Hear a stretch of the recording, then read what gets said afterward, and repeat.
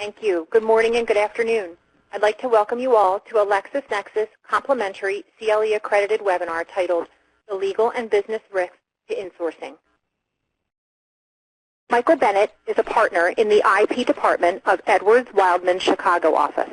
His entire legal career has been spent advising technology companies as well as companies acquiring technology products on the legal issues inherent in existing and emerging technology.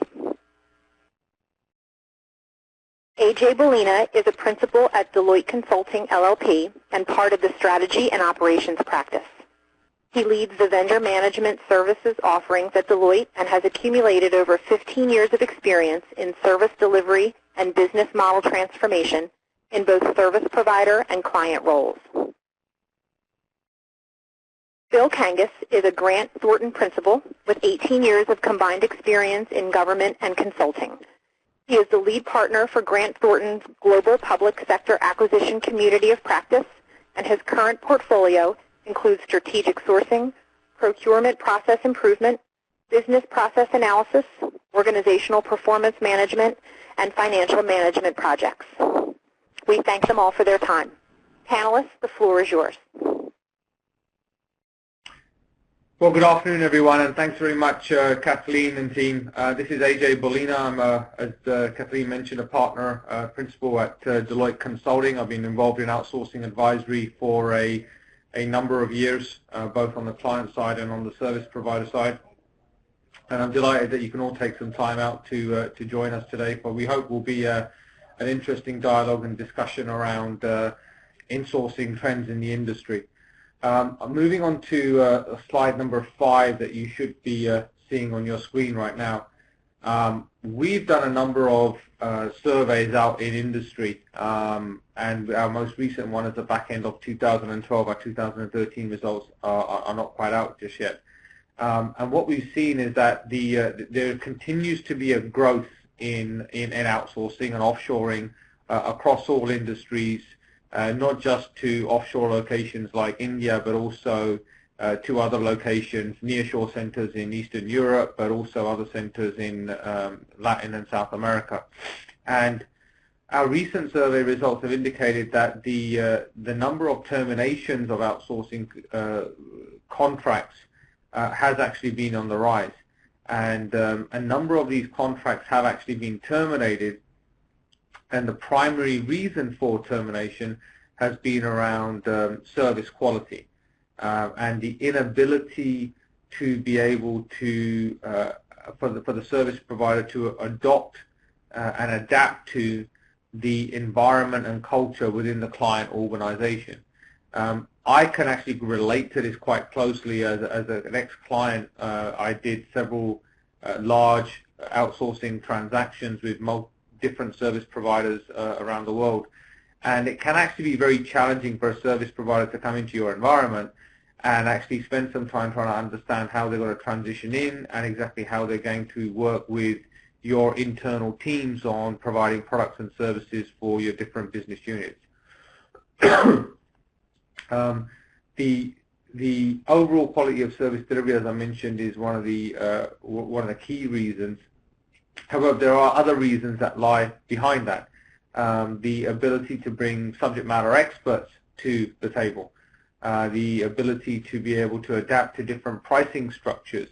What we again are seeing is that clients have moved away from time and material or variable cost type models and are looking for service providers to move to more fixed cost type pricing transactions on outsourcing deals. And some providers are able to manage that risk, and others have not been that effective in managing that type of a transaction. So to wrap this slide up, we continue to see a growth in outsourcing and offshoring. We continue to see terminations, and those terminations are inevitably leading to either a rebid retendering process or either to some type of an insourcing scenario. Ajay, this is Mike Bennett. A question has come in. With inflation increasing in India, especially wage inflation, is that affecting the insourcing back to the U.S.? Mike, thanks very much for the question. the wage inflation issues in India have been discussed extensively for a number of years right now, and every indicator that we've seen pushes us to believe that the actual cost benefits and the wage inflation hasn't really been an issue for the service providers per se. They've continued to hire aggressively and to pursue different market strategies in penetrating U.S. and global clients. So I don't think that wage inflation per se has been a primary driver for the insourcing of transactions back to the U.S. When we peel the onion back and look at what actually has been behind driving some of that insourcing, it's more around cultural fit, it's more around time zone differences and the ability for service delivery providers to react more quickly, either if they're in, here in the U.S. or near shore to the U.S., rather than being several time zones away. Thank you for the question. Thank you. Moving to the next slide. Here what I'm looking at is trends that show, well, from an insourcing perspective, what types of insourcing are we seeing? And if we look at the number of terminations, broadly speaking, around 1/3 of terminations account for insourcing, with about 2/3 accounting for either renegotiating or most likely moving services to another provider, which in itself gives rise to a number of transition issues and risks that the client has to manage.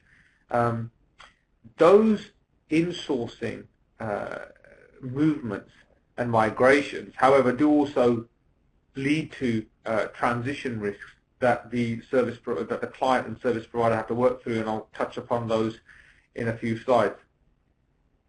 However, insourcing does provide a number of challenges for the client.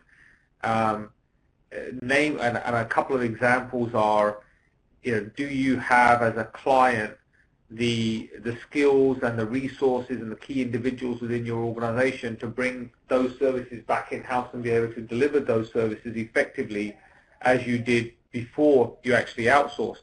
And in some instances, in fact in most instances, that's not the case, because individuals may have actually transitioned over to the service provider, and as a result, it's going to take some time to ramp those resources and that talent back up within your organization.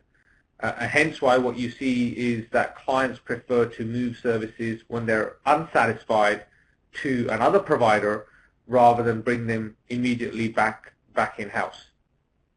Hey, AJ, this is Phil Kangas. How does the increased regulatory pressure, both in the U.S. and overseas, though, affect those changes?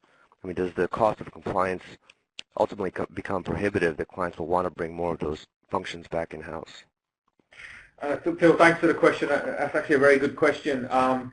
Since the 2008 financial crisis, we have seen a significant movement from regulators, not just in the U.S., OCC, FFIEC, CFPB, the introduction of the CFPB a couple of years ago, but also across Europe, around the whole third-party compliance and how do you manage the critical risks of your critical service providers. And I would say probably 4 or 5 years ago, clients really didn't have much of a handle or robust models around tracking a lot of those critical risks, or even tracking your critical service providers to any kind of mature degree. Through the regulatory enforcement, they've had to become more mature and invest in building all of those capabilities. It's an interesting question. Has the needle actually moved so far over that managing a portfolio of third-party providers is now taking you to a point where it's actually become cost prohibitive? I still believe that the cost savings benefits and the access to talent and service delivery innovative solutions outweigh the costs of compliance. However, I think we're still going to see some changes around the regulatory enforcement and the regulatory provisions as they mature, which will lead us to a position that clients will have to make some decisions further down the road if especially for the client-facing transactions, for example, like call centers, and where you have external third parties that are in direct contact with your client. And, you know, as you've seen probably through the press, the CFPB have announced hundreds of millions of dollars of fines over the last year to a number of financial services providers as a result of call center agents acting inappropriately.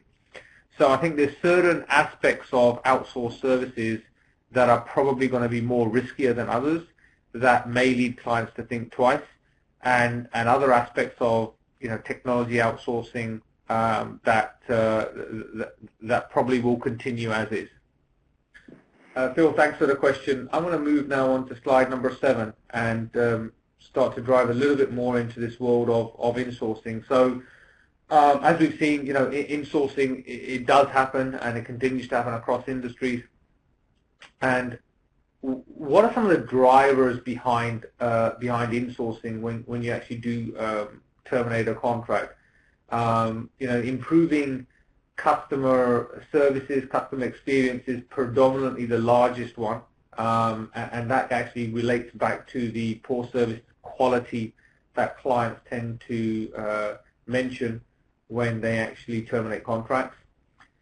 Improving controls, reducing operating costs, and access to more flexible human resource models are a close tie for second place. And the access to more effective human resource models is an interesting one, because when you look at the external service providers, predominantly one of the primary drivers why clients originally had outsourced was to have access to large portfolios of talent overseas, where the client themselves wouldn't have to deal with attrition issues, and they could change their demand and flex it up and down. And in correlation to changing demand, the service provider could bring additional resources onto that account or off that account, because the service provider has really a pool of resources spread across several different clients. And it's interesting that more and more clients are now looking towards bringing outsourced contracts back in-house, because they feel that the human resource models are not as effective outsourced as they would be insourced. One of the reasons perhaps behind that is the talent availability or talent shortage issues in certain service delivery locations around the world. So if you look at the Philippines, for example, which predominantly has been a large business process outsourcing center, service delivery center, predominantly English speaking, you know, there are going to be, and there have been to a degree, certain capacity issues with delivering those services. Likewise, in India, in the primary cities, we've certainly seen some talent capacity issues, and that's actually, even if you look at the second-tier cities, that's starting to happen now as well. When we look at improving customer service in the outsourcing decision, as I said, in the insourcing decision, in addition to controls and cost reduction, it's this consolidation of assets and resources which is also becoming a key driver. Originally, when the outsourcing journey began back in the 2000 area, clients tended to move all of their assets and software licenses and software management and software maintenance agreements also to the service provider. So effectively, the keys to the IT house were all handed over to the service provider, and they ran the whole shop. What we've seen in the last decade has been more a move towards, well, we don't need to put all of our assets with one particular provider. We should spread it across several providers from a risk perspective, providing services out of several geographies. And in addition, we don't necessarily need to have all of our assets managed by the provider. They can provide services, but from a risk perspective, we feel it would be more cost beneficial for us as a client to retain assets and software licenses. And when you look at those clients that actually have insourced, that actually has been quite an effective strategy. It's always more difficult to move assets back in an insource scenario than if you had those assets kept and retained by the client in the first place, and then you're just going to insource and bring services back in-house. AJ, another question has come in. This is Mike Bennett. I see control as improving controls as one of the main drivers. With all the recent data breaches that we're continuing to see, is that becoming a driver towards increased insourcing? Well, great question, Michael. It's interesting because certainly there's been a significant amount of press around security and privacy and data breach and data confidentiality and data integrity issues across a number of high-profile clients here in the United States. There's also been several instances in Europe and in the United Kingdom as well. I think it's been a big wake-up call for clients. I wouldn't say that it's a primary driver behind some of these insourcing decisions. I think predominantly the data says that a lot of the insourcing has been as a result of cultural fit or poor service quality from the service provider. But certainly from a regulatory enforcement perspective, the regulators are paying much more attention and have been since 2008 around how are clients managing data breach, data security, data privacy issues with their service providers, especially when data is transferred several thousand miles offshore to hopefully a secure environment. There is no doubt that clients have been in more and more recent episodes of structuring outsourcing transactions. Clients have been much more concerned and detailed around the types of controls they're implementing, not just from a contractual perspective, but also operationally. The number and frequency of site visits, how they deal with remediation of data breaches, the types of testing and QA controls they apply around data breaches and data integrity controls that the service provider has implemented, physical access to clean data rooms on the service provider site. And I think we will continue to see more emphasis by clients around those controls. Again, I don't think it's been really an issue around why there's been a lot of insourcing in the past, but moving forwards, certainly security and privacy is going to continue to be very high on the agenda of clients when they actually structure these types of transactions. Thank you. Thanks for the question. I'm going to move to the next slide, which really gives us a snapshot of our methodology, Deloitte's methodology and approach towards how we look at insourcing. And I'm not going to go through this in a huge amount of detail. There's a lot of data here on this slide, but the one thing to keep in mind is that when you're looking at actually insourcing a transaction or a suite of services, there are several challenges across multiple levels of the organization that you need to consider. You need to look at, first of all, the original cost savings that you had anticipated and how are they going to be met. In a number of instances, those cost savings are declared, especially for public companies, to the shareholders and out to analysts in the marketplace. And now when you're going to insource, folks are going to want to know, well, are those cost savings still going to be met? We're going to need to look at things like, service performance management. Are you internally as a client going to be able to provide the level of service to meet your internal client, external clients' needs as a result of bringing back all of these services? From a talent perspective, and this is one of the key issues, do you have access to pools of talent? Do you have service delivery managers, architects, engineers, application development leads, that infrastructure leads that are in your organization that can pick up and start to roll up the sleeves and deliver the services as an external service provider used to? Do you have the capacity? Does management have the capacity? In a number of instances, you had a vendor management organization that was managing your external service provider. Well, now you're going to need to manage those services in-house. Hey, AJ, this is Phil Kangas. It's interesting to look at this slide. I'll talk to a very similar methodology that we use on the public sector type of analysis in assessing insourcing or outsourcing. But from the from the view on the private sector side, what would you say are some of the common mistakes that are made when conducting this type of a methodology or this approach? I think the biggest mistake. Thanks for the question, Phil. The biggest mistake that clients tend to make is around adopting a very detailed transition plan and transition methodology, because effectively what you're doing is you're transitioning services from an external party back in-house.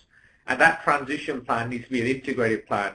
It needs to look at, what's your infrastructure capabilities, what are your talent capabilities, what are your contractual capabilities, how are you, from a facilities and logistics perspective, are you bringing them, the assets, if they've been outsourced, back in-house into your own data centers, or how is that going to work?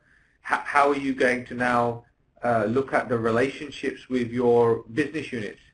In some instances, when you've outsourced, the service provider is directly integrated with your different lines of businesses in terms of demand management and capacity planning and demand forecasting. Well, as you bring those services back into a centralized function, that centralized function now needs to be able to speak and communicate and implement workflows with all of those different business units and effectively clients. So that transition management plan tends to be something that, it is something that clients are conscious of and aware of, but something that we've seen they tend to do and apply lightly rather than a much more detailed, integrated, holistic type of view with a lot more detailed planning at an early stage. Yeah, we'll talk on this or speak to this a little bit later in the session. But the same factors are at play on the public sector side. When governments bring these functions back in-house, how they structure those organizations and align performance goals to the organization's goals is absolutely critical. And that doesn't surprise me, because conceptually speaking, when you look at what you're doing, bringing services from an external function now to be provided in-house, whether it's public sector government or private sector, it's the same type of or a similar type of approach, challenges, and issues that you're dealing with. Yep. All right, thanks. Thanks for the question. So the number of activities that are outlined here, and again, I'm not going to go through all of these in detail in the interest of time, but developing the plan, analyzing, prioritizing the different types of services, and then transitioning to the in-source model is really the robust approach. When you're looking at the plan, one thing not to gloss over is, well, it's not a big bang approach. You need to be in a position where you're going to work with the service provider at an early stage to figure out how's the transition of services going to come back in-house.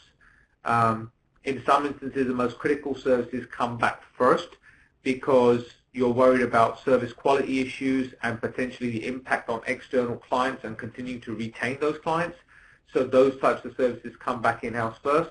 Very rarely do you see a big bang type approach where everything comes back in a one go.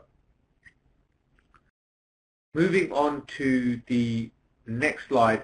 I've touched on some of these, but I thought it would be prudent just to spend a few minutes and talk about some of the types of considerations that you see when you're deciding, well, do I insource? And as the earlier data showed, do you 1/3 of the terminations we see is actually relates to an insourcing scenario, and 2/3 relate to a retendering scenario, where a client may feel that all the challenges that we've discussed so far around transition and bringing services back in-house is a bridge too far for them.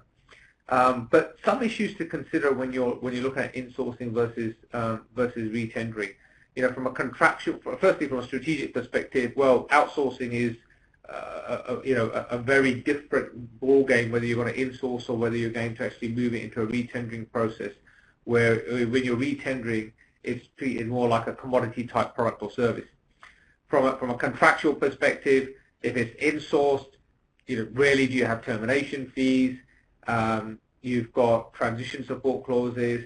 You can reduce the services as the work transitions over. If you're retendering, you're back in the position that you originally were, which is someone else is actually managing the shop. We're going to have termination fees. We're not going to really have an ability to reduce costs for a period of time because there's going to be transition costs which we will incur and the service provider incur as we move products and services from service provider A to service provider B.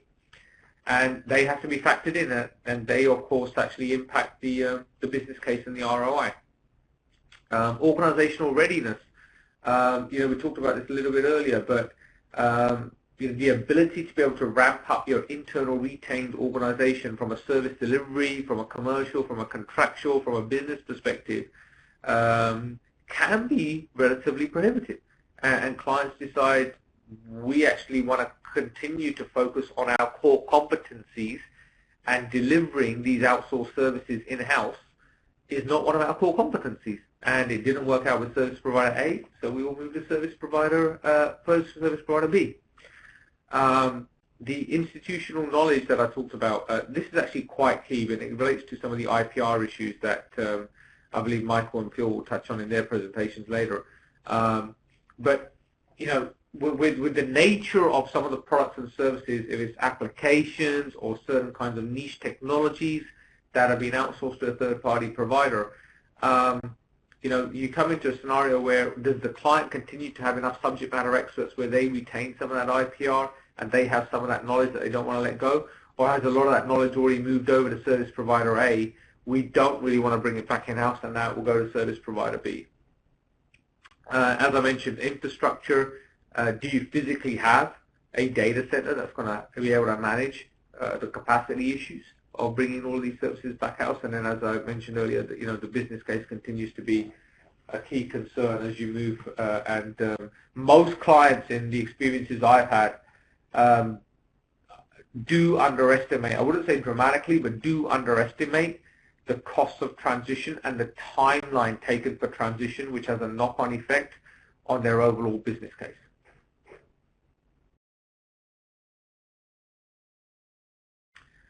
I'm going to move to the next slide. This is a slide that talks a little bit about types of target operating model types that you can look at. There are a number of different types of models you can look at when you bring services back in-house. You can either bring it into a shared services type environment. You could outsource to a different provider. You could look at a captive onshore, nearshore, offshore type center. When we look at insourcing, one of the drivers that we've seen, as I mentioned to one of the earlier questions around insourcing, has been the time zone issue. And so when clients have brought services back in-house, what we've seen them do is try and keep it in a low-cost center here in the U.S., which is onshore in close proximity to where the client is actually based. So they don't have a lot of those time zone issues to deal with. But the other issue here that when you look at target operating model that needs to be dealt with is, pre-insourcing, you had an environment where an external service provider or providers had direct relationships with the client at the core, but also all the decentralized business units, and managed demand management and capacity planning and new business requirements on a daily, weekly, monthly basis. But now, when you insource, you have to think about what that operating model looks like, whether it's continued to remain centralized at the core or decentralized, what those internal relationships, roles, responsibilities, workflows, processes, controls, governance structure, how is that all going to work internally? And again, this comes back to something that clients tend to underestimate, because it's now all under one roof. But it still needs to be managed, and it still needs to be effectively managed. And so this target operating model element or chapter of when you insource actually ends up becoming a relatively critical part of the transition plan, and something that clients tend to gloss over, but is actually a real core component, critical part of how you would effectively do a transition. AJ, let's dig into that a little bit. What are the challenges that clients are facing? I mean, the question I get is, why can't they just return to what they have been doing, the prior model, when they were doing it, once they decide to insource again? Well, great question, Michael. Thank you. The issue and challenge with that is that one of the reasons why clients moved away from that original model was either they wanted cost savings, or the original model through efficiencies and technology platforms was ineffective and didn't work, or they had talent issues in regards to they weren't able internally to keep up with demand and capacity, or they had talent issues with regard to they couldn't keep up with innovative new products and solutions that their business units were requiring and requesting. And so when you look at the new world and when you bring and insource those services back in-house, the challenges tend to be, well, you're going to have a centralized, typically, service delivery model, which is now providing services to all of those different business units. How are you actually going to communicate between that centralized service delivery team and business unit A and business unit B and business unit C? What are the types of relationship managers that you're going to implement? What are their roles and responsibilities? How are you going to manage demand and capacity management and demand forecasting?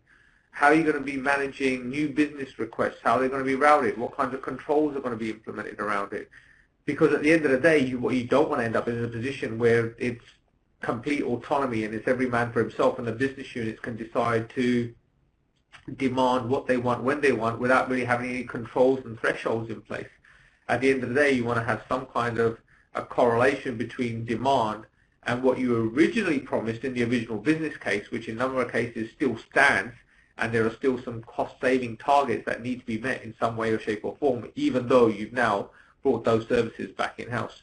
And again, clients are aware of some of those challenges, especially around the talent availability and talent side. But from an operating model perspective, they tend to struggle because they don't tend to spend enough time in the transition planning, thinking through, or leaving them enough time to think through what exactly is that model going to look like and how we're going to implement it.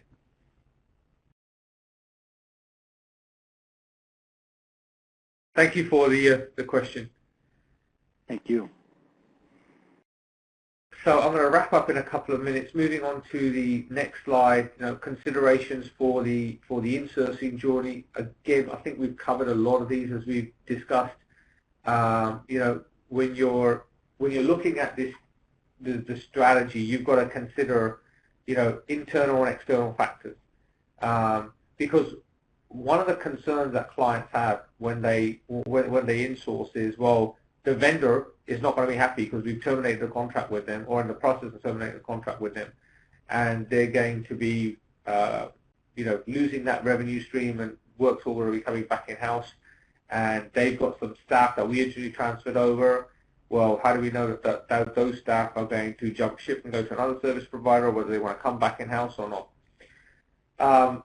So one of the things to start thinking about from a commercial perspective is how are you going to structure the transaction in a way in which it's a win-win for the service provider and for the client, which is very difficult because at the end of the day, where the rubber meets the road, the service provider is going to lose a revenue stream in some way or shape or form.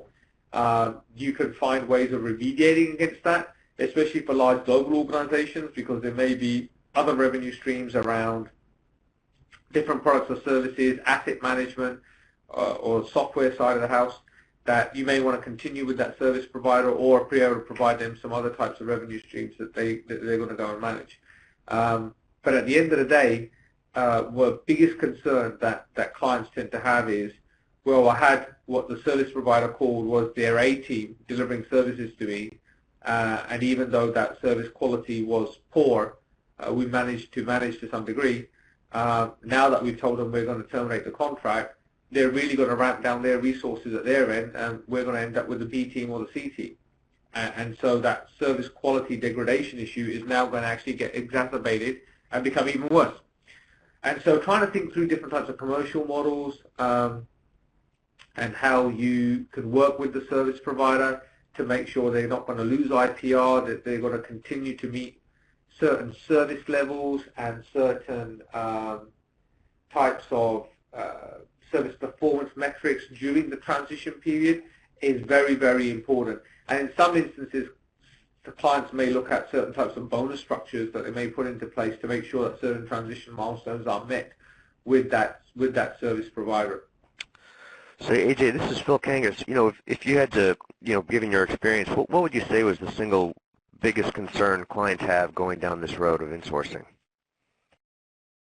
The biggest concern is really around, and I think it's something that Michael and you might touch on later, it's around IPR and subject matter knowledge, and losing the subject matter knowledge during that transition period with documentation, procedures manuals, operating manuals, other documentation and materials, not being effectively updated when they are transitioned and handed back over to the client during that termination scenario or during that insourcing scenario.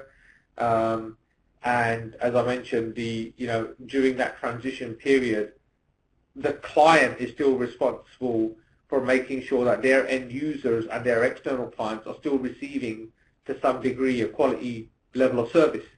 And during that transition period, if they see that or fear that the service provider is going to ramp down resources, then they become very concerned around what's the knock-on effect of that on their external clients, especially if those external clients are out in the marketplace, if it's like a call center type related, or whether they are individuals that are processing transactions on behalf of external clients, etc.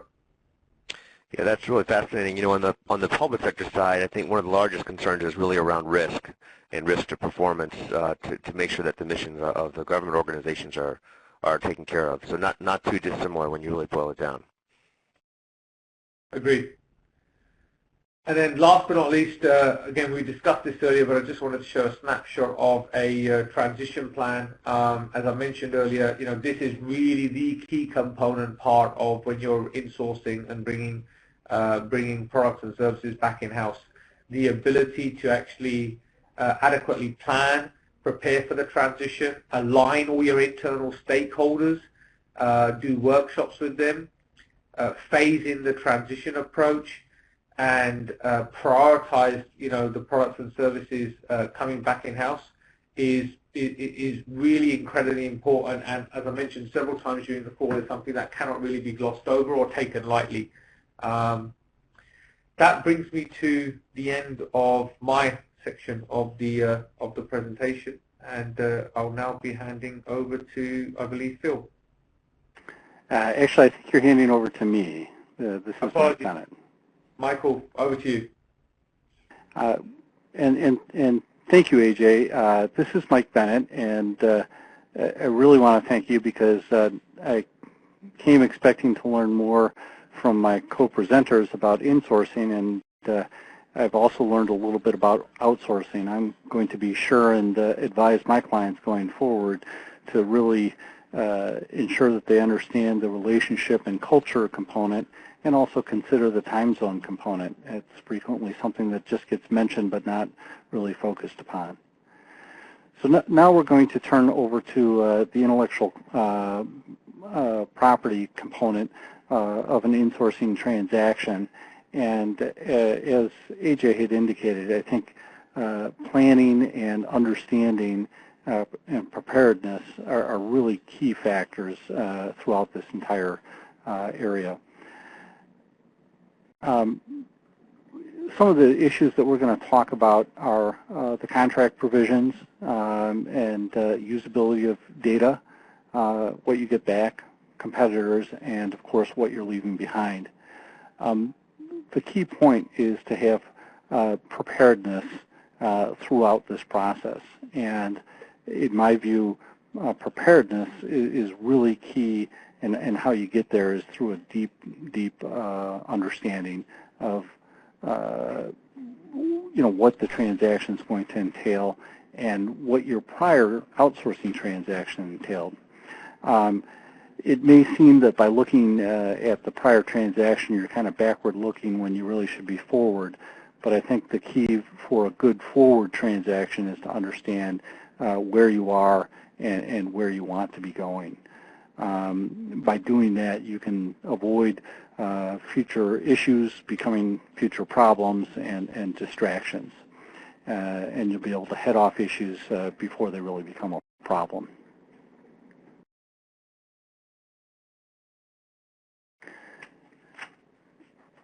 So along that line, I really think that insourcing starts with outsourcing. Hopefully, when you did your outsourcing agreement, from a contractual perspective, you've got all the protections that you need. You've got the termination assistance clause or appendix if it's a large transaction. You have appropriate rights to hire or rehire your key personnel.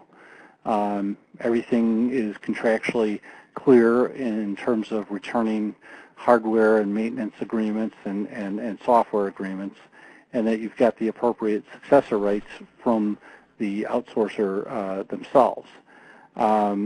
You really want to ensure that you're getting the help that you must have, and that you understand what the outsourcer must contractually give to you. And then the other thing that you really want to be able to understand as you're heading into an insourcing transaction, hopefully before, just when pen is put to paper for the first time, that you understand these key concepts before there's any decision to proceed with that. Then the other thing that you really need to understand is, the when, and that is really how long is the outsourcer obligated to provide the transition assistance and handoff and other rights, such as rights to data. How long are they obligated to do that? So I can almost hear you through the telephone line saying, well, that's great, but isn't it too late to go looking at my old contract and saying, boy, I wish I had had a transition assistance clause. I wish I had data rights. I wish I had appropriate rights to the vendor's technology, but I don't, and I'm stuck with what I'm stuck with. And I guess I would say that it's really never too late. First off, and most importantly, it's very important to understand where you stand, and that is what the vendor must and is obligated to do via your contract with the vendor. But also, I think that it's very important to understand the vendor's motivation, and not all of those motivations are going to be contractual. Many vendors, of course, very much want to protect their reputations.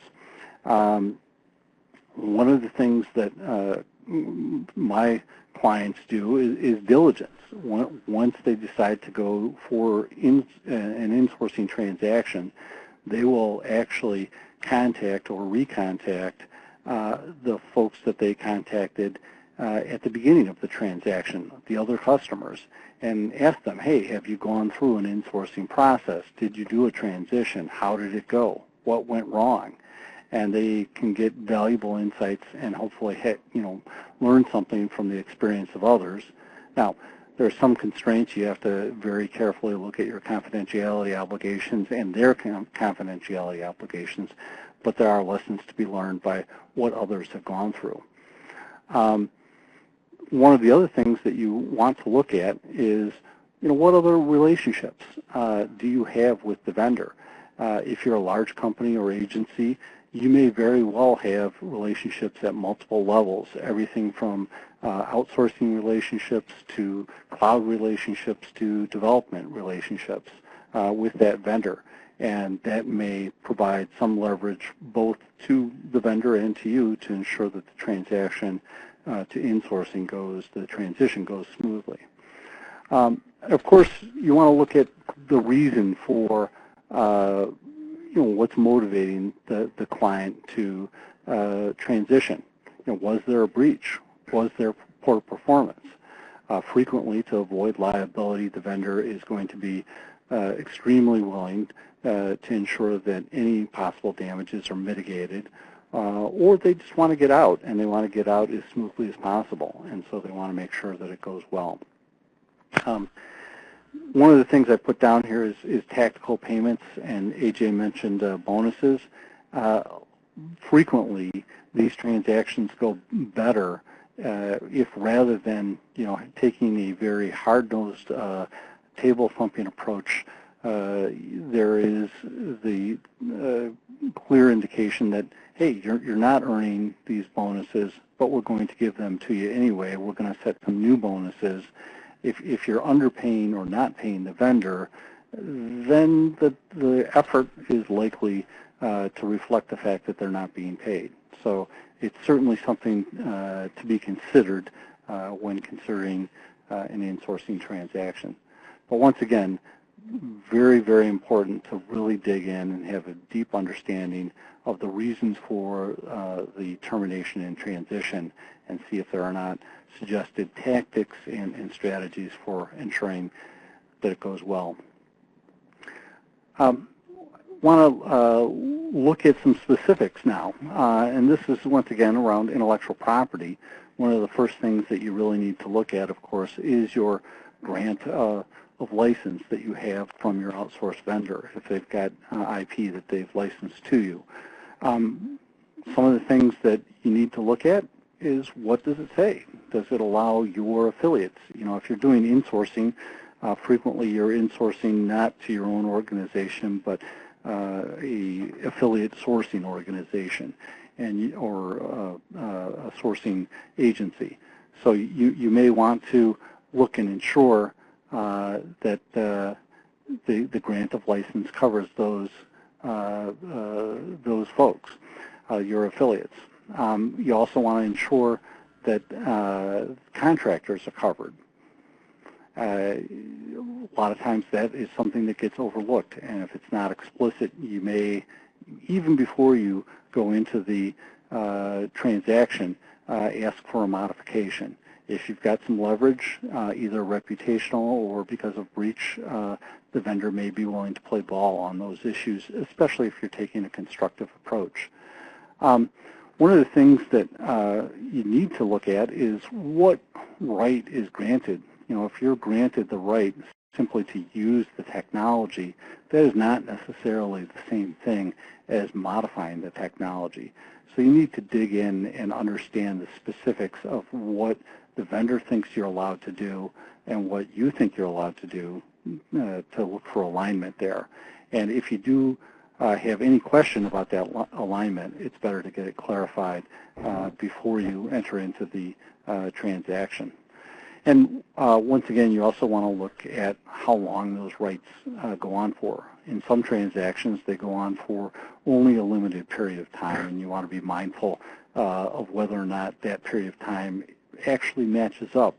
It's our experience that the time periods are frequently underestimated, and once you get into a transaction, even though a vendor may want to keep their IP close to the vest, they may be willing to extend those periods of time once they see just how long and what the troubles are that are being encountered with a transition.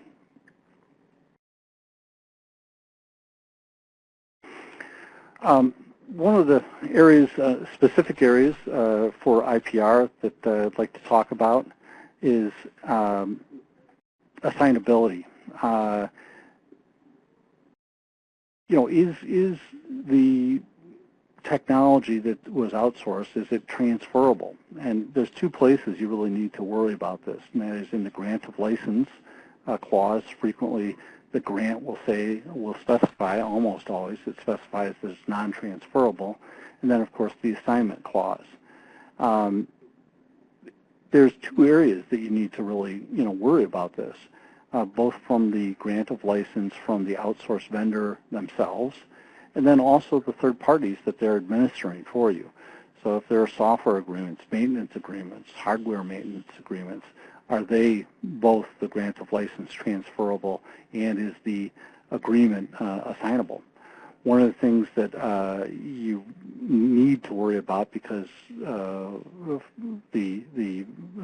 sourcing vendors are becoming more sophisticated, is it a straight up non-assignment clause with the appropriate exceptions, or is it an assignment clause that's triggered by a change of control? Not as much of a concern for our friends in the federal government or in any government, but more of a corporate concern. If you've got a change of control, a lot of times corporate attorneys tend to not think along those lines because they're used to the general rule that is followed in the UCC, and that is, absent something explicit, agreements are going to be assignable. Well, that's not always the case with IP. Frequently, IP rights are not assignable unless they explicitly, the agreement explicitly specifies that they are. Hey, Michael, this is AJ. On that last point, just to clarify a quick question, if the master services agreement between the client and the service provider is silent around assignability of these third-party agreements, license maintenance agreements, doesn't one assume that most of these contracts are going to be assignable anyway? Yeah, that's I did kind of gloss over that, and that's a very good point, AJ. That is not the case frequently for services agreements, which frequently we'll be talking about services agreements, and also certainly for intellectual property, particularly for patent and copyright rights. The general rule for patents, and that tends to be the rule for other forms of IP, is that if the owner of the IP ultimately has the right to control it, and unless they explicitly indicate that it's assignable, the general rule is that it is in fact not assignable. And the reason it's important to emphasize this is it's different than the rule, for instance, for tangible property, and that frequently will come as a surprise to business folks who are sophisticated in other types of agreements, or to business attorneys that are not focused on IP. So that's a real good point to emphasize, AJ. Thanks, Michael.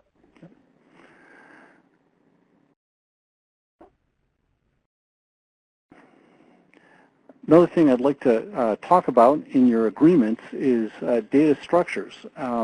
Frequently, I will see contracts that say, sure, you get your data back, and we'll give you, a flat file or a comma-delimited ASCII file, and we'll give that to you upon request. And as a lawyer, I put a little check mark saying, oh, good, we're getting our stuff back. And then I have the rude awakening brought to me by the head IT person saying, well, that's just completely unusable. I need to, have something that is much more sophisticated, that reflects the relationships that we have built into this database over many years. And a flat file, you might as well just give me nothing and we'll start from scratch. So I think it becomes very, very important to understand in terms of the data, what is coming back. And this is an area where I think particularly the lawyers on the company and agency side really need to get to a situation where they understand in detail the data, and we're not used to asking, okay, specifically what is the data, how is it coming back, what are the tools that are going to help us get that data back. Now, once again, depending on your situation with your outsourced vendor, they may be willing, depending on what the leverages are, to assist in terms of getting that data into a usable format. You may have other relationships with them, or they may wish to ensure that the transition is as smooth as possible for the reasons that we previously discussed.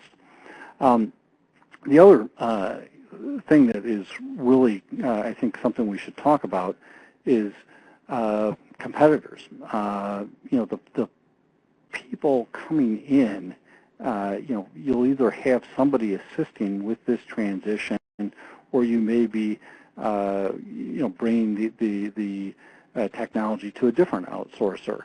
And there may be a prohibition in your contract saying, no, you can't use such and so. They're a competitor of ours.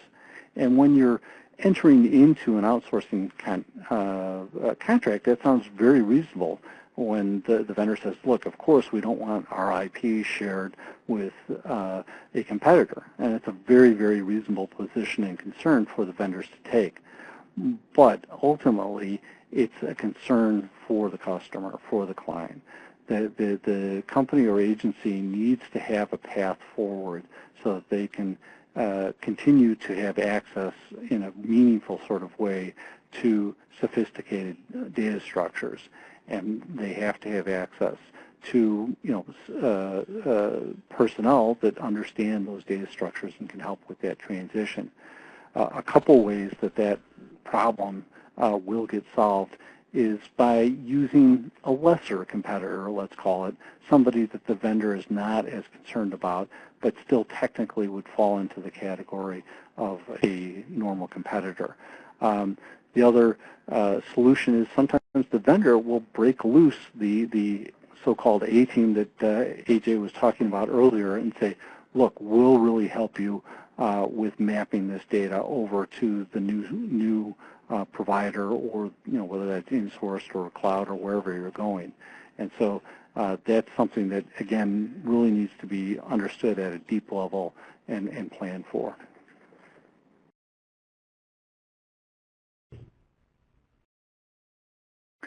One of the things just to remember, we're talking about insourcing. You may not be insourcing in the traditional sense of, it's coming back into our building behind our firewall. It may actually be going to a cloud, and more we're seeing these kind of mixed insourcing. So that's just a point I bring up to that may color your thinking on where actually we're going to end up with this. I think the lawyers on the call need to really ask, okay, where exactly is this information going? Because then that may form some thoughts on your part as to how you're going to ask for it, and also form some thoughts on provisions that you need to include in your future contracts. One of the things I like to do when you're planning for an insourcing transaction is to check and see if all the normal things that you should have been doing, that the vendor should have been doing for you, and that the client should have been insisting be done, have in fact been done and kept up to date. That is, are the manuals up to date? Have we run a disaster recovery? Do we have the escrow up to date? Depending on why you're doing the transaction, it may be needed. So I think even before you necessarily announce the intention for insourcing, it's a good idea to go through this checklist to ensure that everything that can be up to date is up to date, and that tends to frequently what happens is you discover that people haven't been as diligent perhaps as they should have been, and if you have that these processes refreshed, then the transition will go more smoothly.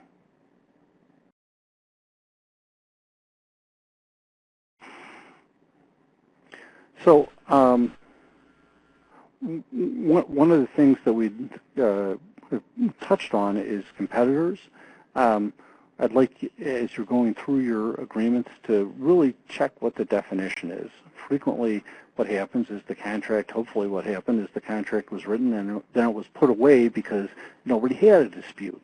But when you're planning for a transition, it's good to check and see exactly what it says. It may be that you've got a general sense that competitors are prohibited, but when you dig in and look at the definition, you're either more shackled or less shackled than perhaps you thought you would be. The other thing you need to check is the transferability of the key employees, and that's kind of a two-step process that we'll talk a little bit about in the next section. And then, again, it may be that for certain tasks, even if your contract has a broad prohibition, the vendor will be willing to waive it because they really view only specific tasks as the ones that are more sensitive. But that's a situation where you really need to talk through what it is that they are concerned about with the competition situation.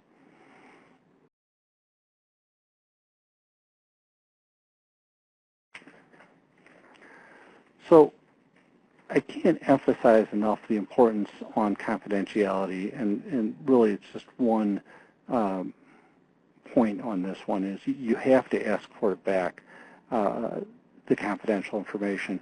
Frequently, this is something that is overlooked, and if you don't treat your confidential information as if it's confidential, then courts will tend to also view it as not being really valuable to you and as something that should be accorded the privilege of confidential information. And when I say ask for it back, I would add, make sure you ask for all of it back. That is the backups, the disaster recovery copies, and if there's going to be destruction, dig in a little bit as to how the data will be destroyed. There are actually NIST standards out there for destruction, and they may be something that's good to reference when determining whether or not destruction truly destroyed the data.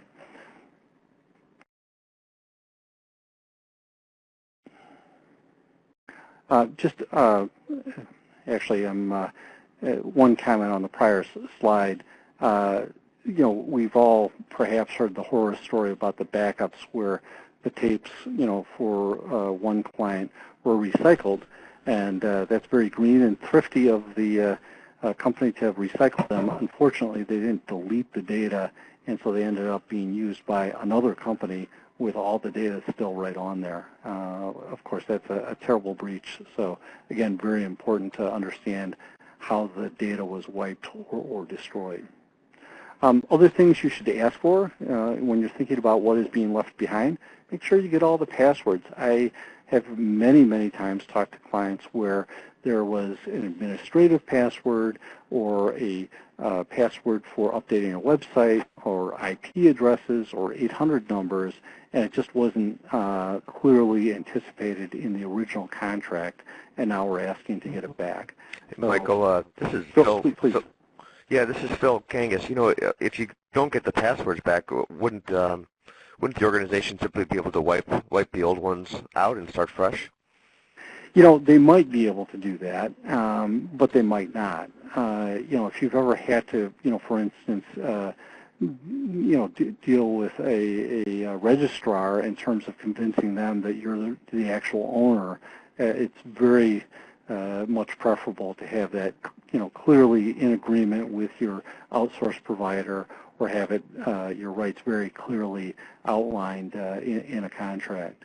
And especially if you're dealing with smaller providers, they may not have the same reputational concerns that some of the larger providers do. So this is a situation where it's really good to either have that in your pre-existing outsourcing agreement or understand that you don't, so that you can take appropriate actions to ensure that you're motivating the vendor to take the course of action that's correct. Great, thanks. Yeah, thank you. Good question.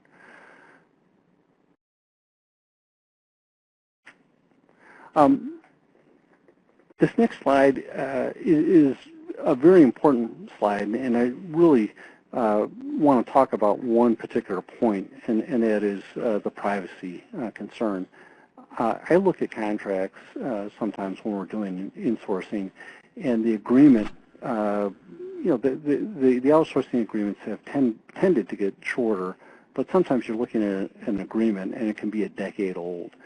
And if you go back a decade and you think about what were our privacy concerns, if you had somebody who drafted that original contract that was a profit, they perhaps would have anticipated where we are today. The point is that a lot has changed in terms of privacy laws and privacy concerns, and it's changed very, very rapidly. I think for a while we were tracking how many new laws, not just breaches, but new laws dealing with privacy were happening. And for a while it was a new law a week, and that was just here in the United States. Of course, when you factor in international privacy laws, there are just a whole host of regulatory requirements that didn't exist and were unanticipated if you go back to when some of these original agreements were penned. So you need to be very mindful of that and understand the situation.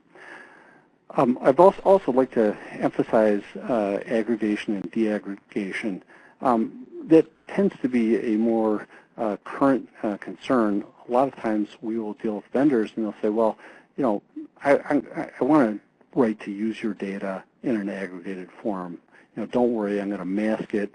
And you have a long discussion with them about the value of that, and you become convinced, okay, we'll allow them to have that right. Now you've got folks who are specializing in deaggregation, and it's surprisingly easy to put data that has been masked through aggregation to take that apart and associate it with individuals or become in a situation where it's very likely you know who the individual is that they're talking about. So you really have to dig in to those agreements that allow the vendor to retain masked or aggregated data and ensure that it is really sufficiently masked to preserve your compliance with the various privacy regimes that are out there. And then just one thing I'd also like to really encourage people to remember is if you've got a litigation hold in place, you need to look at how your insourcing plans are going to be affected or how they are going to affect that litigation hold. So you need to make arrangements with your prior vendor to ensure that you can continue to comply with any litigation hold that's in place, especially for the extremely contentious matters. And if necessary, you may need to go before a judge and say, hey, we're doing this insourcing. Here's how we plan to deal with it, and get the blessing of the judge before proceeding with that. So kind of in summary of the IP, you need to worry about the software and the traditional IP that's going to be left behind. Obviously confidentiality, be sure and ask for it back. New concerns with the privacy, and then of course the big thing that you're leaving behind is the people. And I mentioned that by way of transition to our next section. And we're going to talk a little bit, I'm going to start it off talking about talent and employment, and then we'll have some others jump in. Hey, Michael, just before you jump into the next section, I've got another quick question. We talked about what's left behind, but what about in the scenario where there's obviously materials and information and documentation that's got to be returned to the client, if it's personal information or personally identifiable information. If the contract's not clear on the return or transfer of personal information, isn't there more a general obligation that the service provider has to be responsible for being compliant with local laws and regulations, and therefore, although there's not a contractual provision, there's some kind of a legal statutory provision that they're going to return that information anyway? AJ, that's a very good question, and the trap that people sometimes fall into is most outsourcing agreements will have a provision that says that the outsourcer and the client will comply with applicable laws. You have to look at that clause very carefully, because a lot of times what the outsourcer is saying is, I'll comply with the laws that apply to me. Now, those laws may not be the same regulatory regime that applies to the client. So you need to understand which laws they've undertaken to comply with. And there have been some changes in that regard. So for instance, if it is healthcare information, it may in fact be true that the provider, if there is a U.S. presence, may be actually obligated by U.S. law to certain obligations. But if they're outside the United States, they may not be obligated to comply with those laws. The point is that it's absolutely the best rule of thumb to be certain, because generally, absent some extraordinary law, the obligation rests with the client, and you can outsource the actual performance of that obligation, but the obligation stays with you. Got it. Okay, useful. Thanks, Michael. And thank you. So let's talk a little bit about the most valuable IP, and that's really the people, the know-how. Couple points we'd like to make on this, and that is it's a two-way street. It's a revolving door. So this is a concern that both the vendor and the client has. The vendors, sometimes you tend to think of the vendor as being concerned about the client stealing people, but it's gotten to the point where talent is talent, and it could be that you've got talent going in the other direction as well, especially if the vendor had wind that there was a change and they've lined up a new customer. So they're familiar with their folks, and that's something that you need to really be concerned with. From the client perspective, it's really about trade secrets and know-how.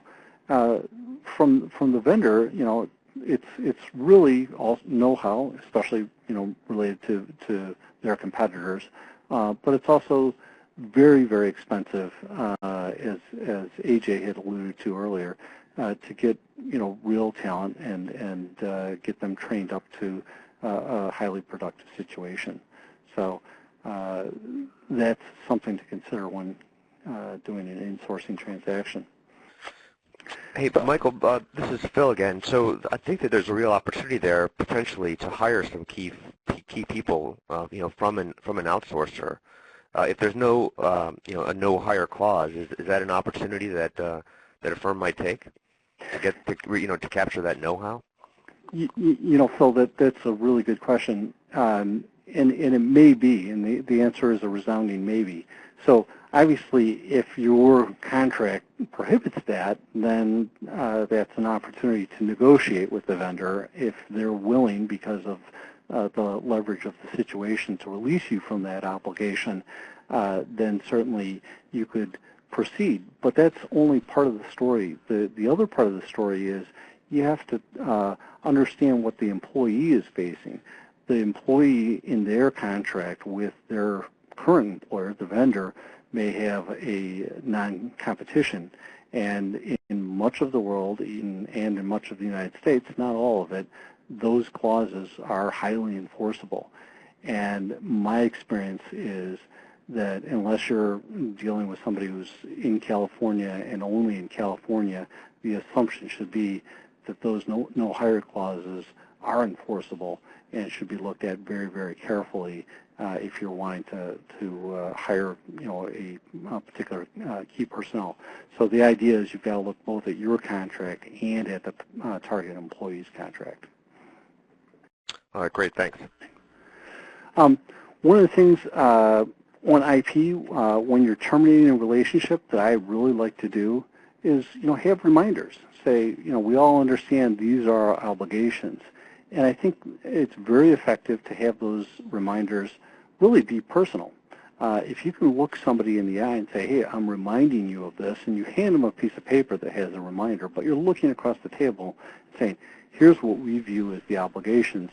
First, that will clear up any misunderstandings about, what is protected and what is not.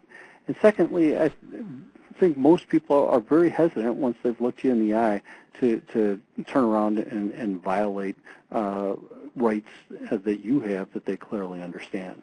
So I think it's very important to schedule those reminders.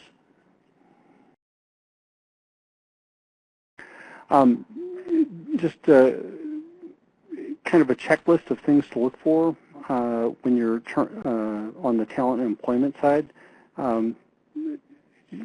Ensure that you consider each of these. On the last point, the advertising versus hiring, look at the clause.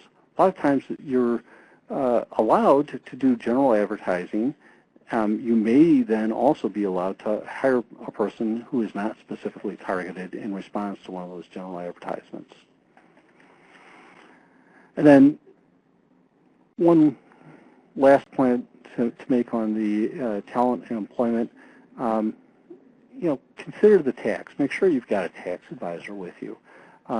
If you're hiring people back or hiring people and they're in a remote jurisdiction, you may be taking on additional tax liabilities, and it's important to consider those when you're considering the insourcing transaction. So very, very important to have your tax advisor sitting with you side by side. With that, I'm going to turn it over to Phil. Sure, thanks, Michael. Let me take over here with the next slide. So my portion of this session is going to focus in a little bit of in a different sector on the public sector, and specifically how federal government has looked at insourcing and outsourcing and has sort of grown through that process into now what they would call sort of a broader sourcing view of multi-sector workforce analysis.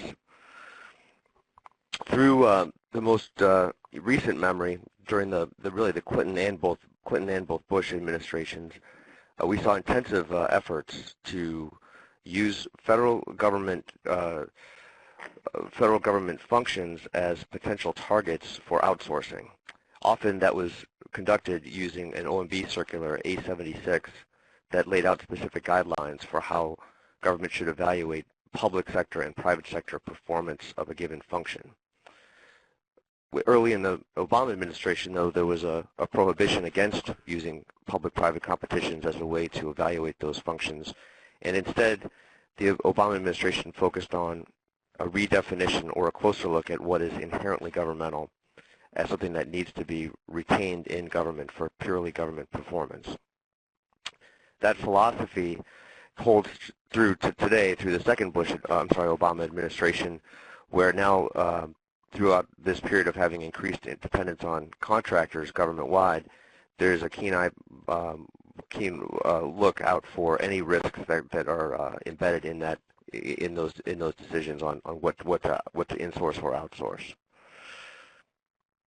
For that growing dependency on contractors, there was a concern that too much work had been outsourced or too much work had been put to the private sector. So early in the Obama administration, there was a redefinition of what is not just inherently governmental work, but also what could be qualified as nearly inherently governmental work or critical or mission-critical functions. As the Obama administration has codified their approach to looking at these functions, we see much more now of an emphasis on both cost and performance as also important risk factors through the ever reduced budgets that are available to pay for the services. The key in multi-sector workforce analysis really focuses on what is the proper role for all of the different sectors in delivering mission. So there will be a proper role for federal employees, including military, but also private sector contractors, volunteers, and other resources. All working together, these sectors form the basis of this multi-sector workforce approach. The keys to success in this approach are really to drive the optimal benefits to an agency objective, and how using those evaluation criteria of risk, cost, and performance, taxpayers ultimately can drive to the best result.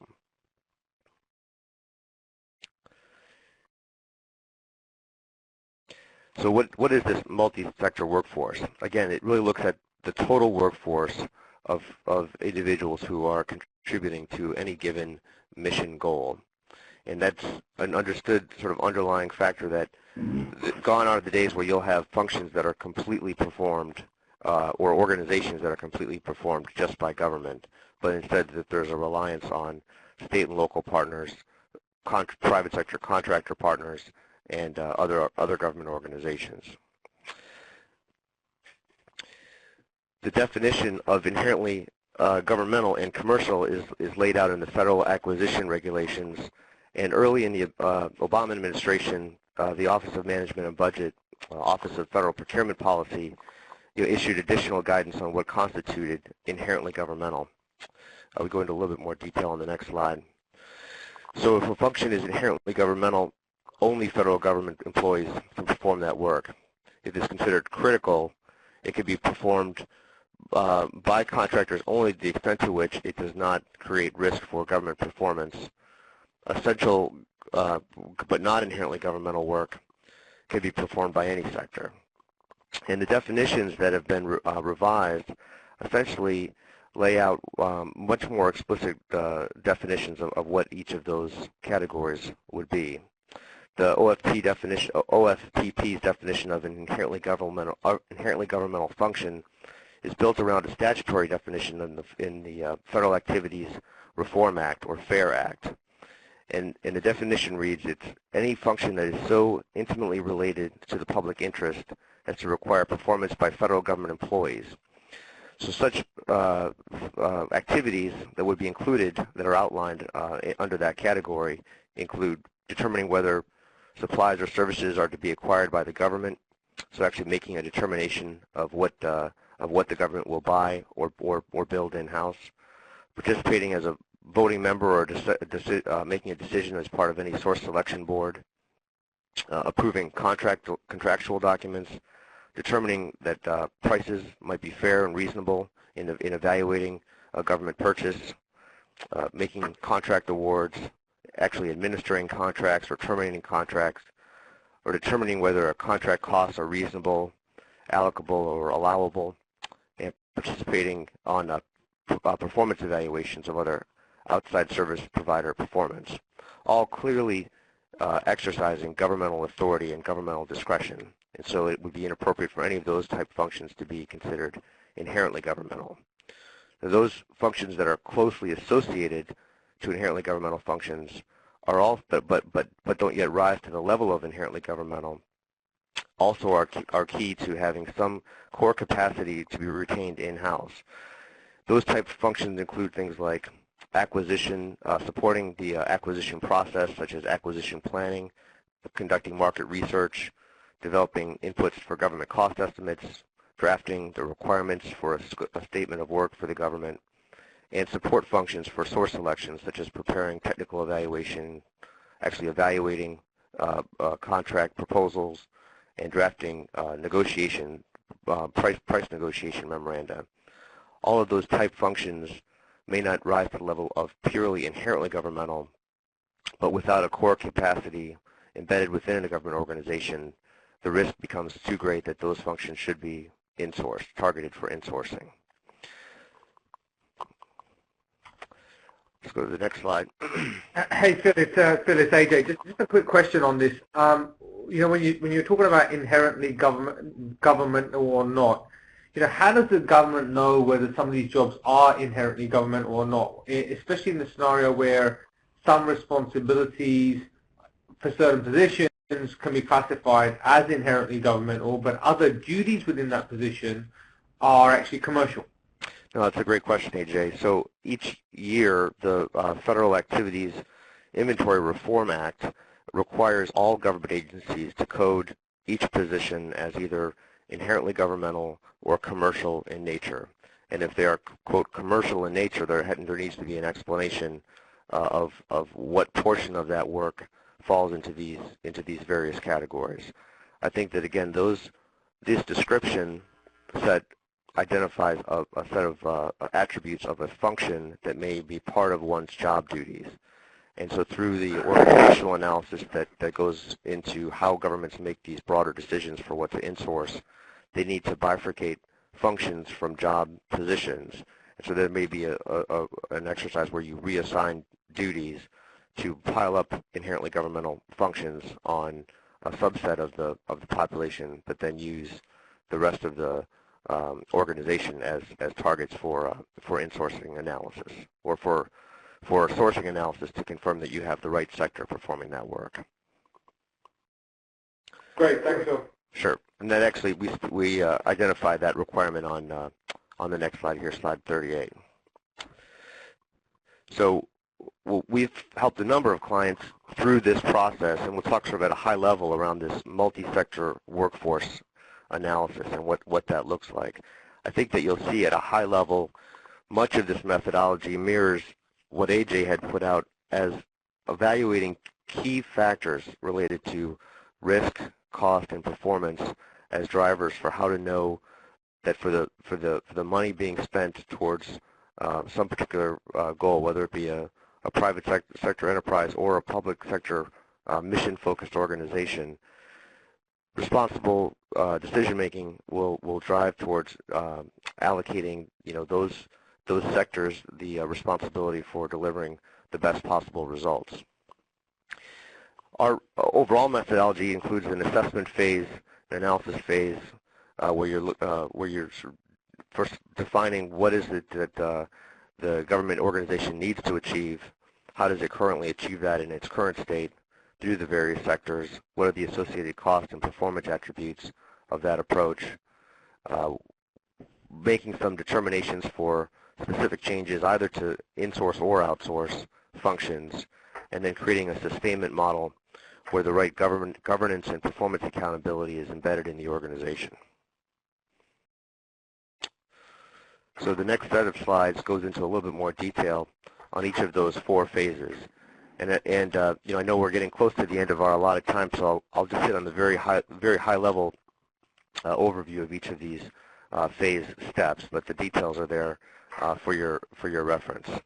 First, again, with the assessment phase, it's important to really get a good understanding of what does the whole of the organization look like, both governmental employees and also private sector contributors, other governmental entities who may be contributing, a volunteer staff, not just those that are sort of on the books or on the budget for as federal employees. As federal government looks at all of its contract spend, they'll identify contracts that are potentially performing some services that are inherently governmental in nature as shortlist targets for insourcing, but they may also look at performance concerns that they have from an outsourced function that's no longer meeting the demands of their customer base or the citizens, and use that as another tool to pursue a better result. The next phase, I've got a slide here that has a good amount of detail on inputs, analytical tools, and outputs. And again, just sort of the high-level purpose of this step is to really get a good sense of your current state as is model, and also a state of where that organization needs to be to create essentially a gap analysis to help close some of those opportunities for improvement. Moving to the next step, where we're really looking to analyze or improve on what that current state is, it's critical that the review team evaluate the performance of each of those sectors.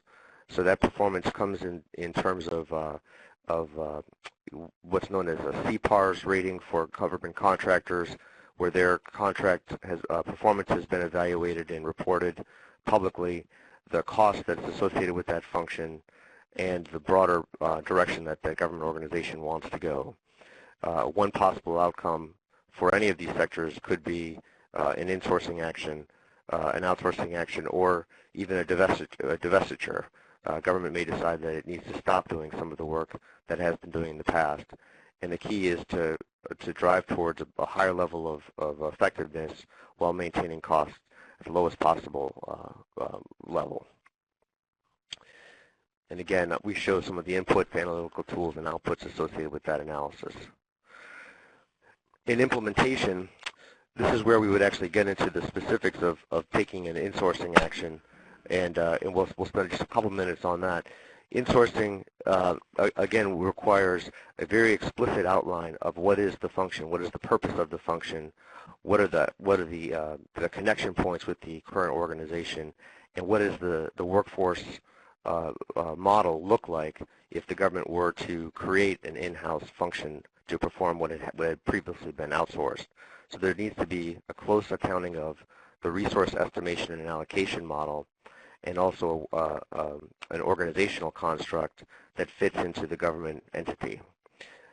That organizational entity would need to have performance metrics, not only at the organizational level, but also at the individual level, and a budget allocation that would have to go through the normal federal budgeting process.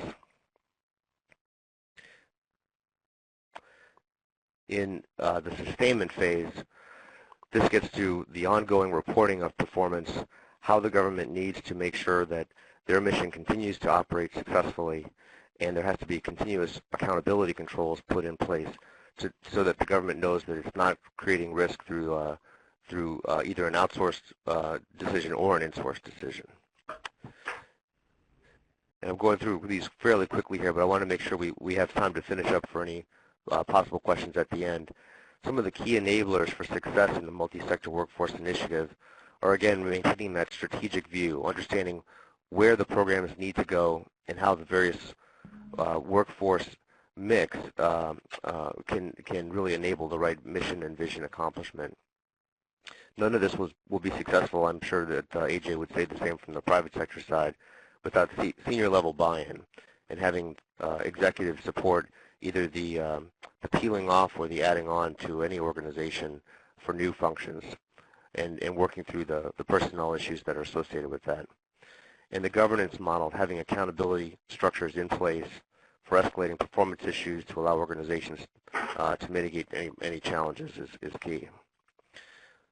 I think my last slide here again just reinforces this need for sustainability, having cascading performance metrics that show very clearly how an organization performs both in terms of performance results and cost are the key drivers for mission performance.